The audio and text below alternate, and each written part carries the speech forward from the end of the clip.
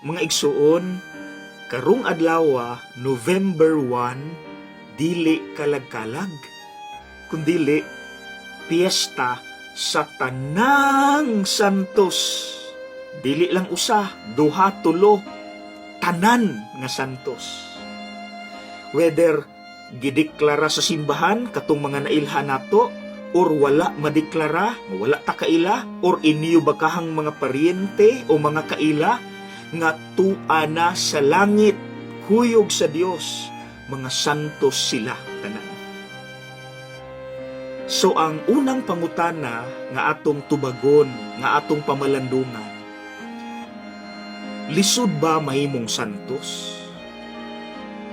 Kay basta manggod musulod sa atong hunahuna ang pulong santos, para nato lisod kaayo apson, taas ra kaayo, balaan ra kaayo, sa mapananglit Saint Teresa of Avila, Saint John of the Cross.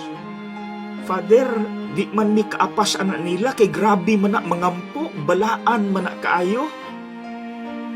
Mga igsuon, ato ng tubagon, pinaagi sa giingon ni Mother Teresa nga santos pod, Saint Teresa of Calcutta. Unsa iyang giingon, atong i-paraphrase.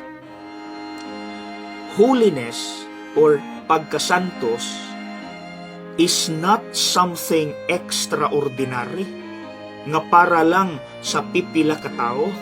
No, it is ordinary because it is our basic duty nga kada adlaw dapat ato nang gipuy-an. God made us to be holy every day. So mga igsuon, naghisgot man taog ordinary, kana di ay si San Isidro, gatuo mog extraordinary na sa dinhi pa? No, mag-uuma. Pero San Isidro na karon, naa na sa langit. Si Maria Goretti, extraordinary? No, ordinaryo rang dalagita, pero karon Saint Maria Goretti. Mga ordinaryong batanon, Pedro Calungsod, Lorenzo Ruiz, Papa, katikista, sakristan. Si Agustin, mas makasasala pagani nato siguro. Pero Saint Augustine na. So mga igsuon, ordinaryo ka, ordinaryo ko, why not? Mahimo putang santos. Okay? Now, unsaon man, Father? Kung politiko ka, simple lang, puy-i unsay dapat puy-an sa politiko. Dili ka mangurakot. Kung pare, magpinari pod. Kung negosyante ka, ordinaryo ra kang negosyante, ayaw panikas. Kada adlaw. Kung estudyante ka, di po ka mangawat, di ka mangupya. Kung ginikanan ka, simple ra, be responsible sa imong mga anak. Kung bana ka, asawa ka, be faithful to your spouse, dili mga bit. Ordinary people.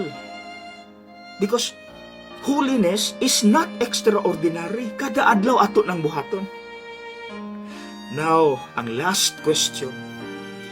Pero Father, yes, mabuhat man na namo, usa ka semana, duha, pero diha arataman, Father, pagkasunod semana, balik sa dati gihapong sala.